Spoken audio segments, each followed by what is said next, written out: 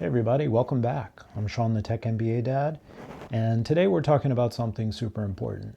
Unions. We'll cover why unions are under attack and how they help workers and what you can do to support them.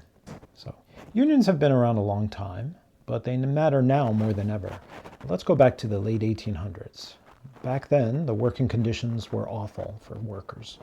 These workers were on their feet for 12 to 16 hours a day, and they got paid very little, and they had no job security. In response, workers started to organize. And when they organized, they demanded shorter workdays, safer workspaces, and better pay. And a big moment in union history was the 1886 Haymarket Affair in Chicago, where workers protested for their rights. Some of those workers were injured, some were killed.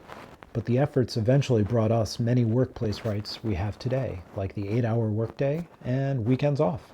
The Triangle Shirtwaist Factory was a sweatshop in New York City that caught fire, and due to overcrowding and unsafe conditions, 150 people, mostly women, mostly young, and mostly immigrants, died, either by smoke, fire, or jumping to their deaths from the 9th and 10th floors.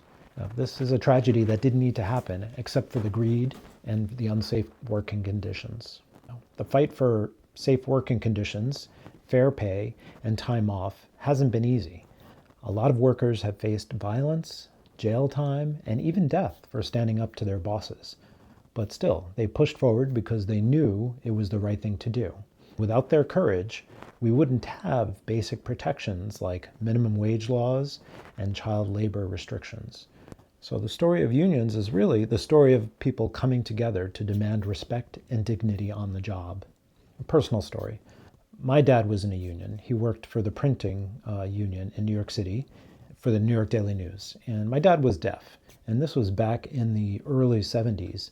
And this is before the Americans with Disabilities Act and the protections that people with disabilities have today.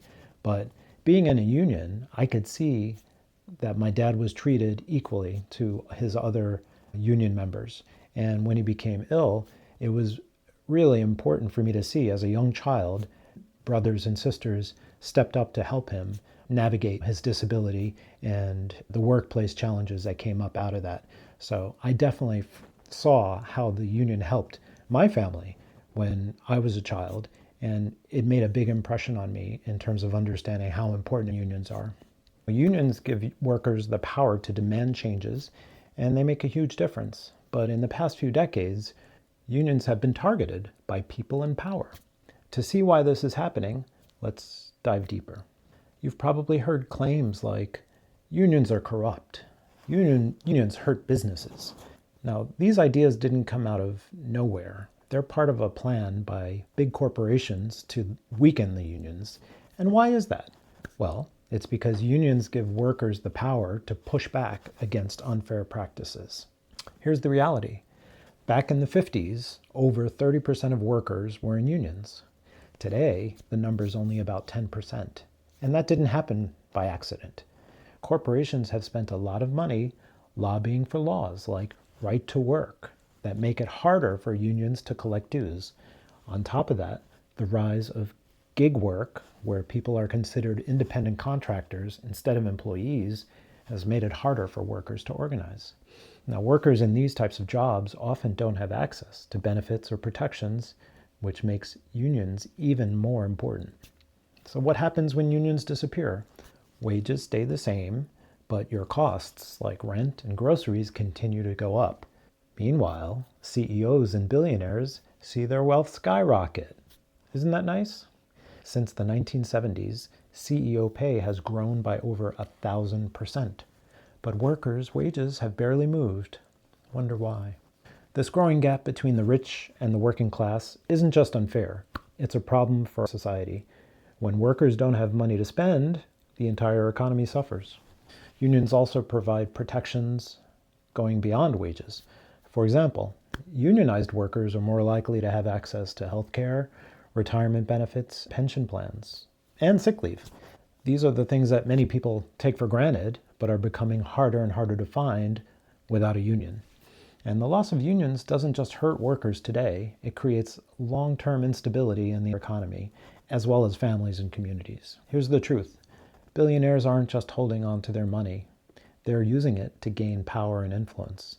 They fund anti-union campaigns, and they create policies that benefit themselves, not the workers. A good example is Amazon, one of the biggest companies in the world. They've done everything they can to stop workers from forming unions, like holding meetings to convince employees that unions are bad and punishing people that speak out. And why is that? Well, because unions demand things like higher pay and better benefits, which cut into their profits. Billionaires also donate millions to politicians and lobbying groups to keep the system working in their favor. As a result, the richest 1% in the United States now control over 30% of the country's wealth, while the bottom half of the population owns 2%. That gap keeps growing, and it's not fair, and it's not sustainable. This isn't just about money. It's also about our voice. When companies stop unions, they silence workers. So supporting unions isn't just about getting paid more. It's about standing up for fairness and equality. Unions have done so much for workers. Without them, we wouldn't have weekends, overtime pay, or safety rules at work. And these changes didn't happen because companies wanted to be nice to us. They happened because workers organized and fought for them. Other movements have helped too, but unions led the way.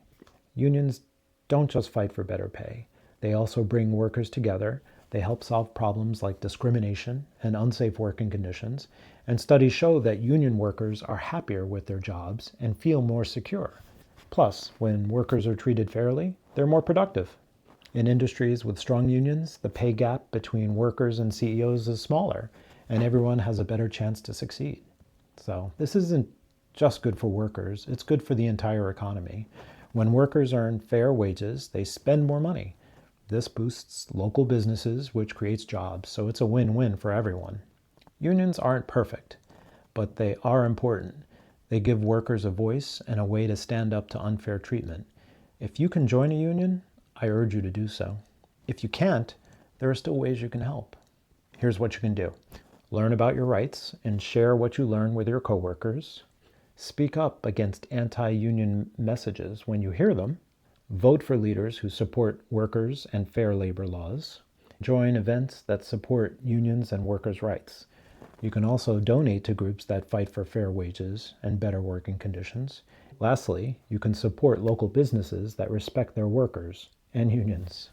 Billionaires and corporations want to keep things the way they are because it benefits them. By supporting unions, we can make sure that workers get their fair share and build a better future for everyone. The fight for workers' rights isn't just about money. It's about justice, fairness, and giving everyone a chance to succeed. Thanks for watching. If you learned something new, please like, share, and subscribe. See you next time.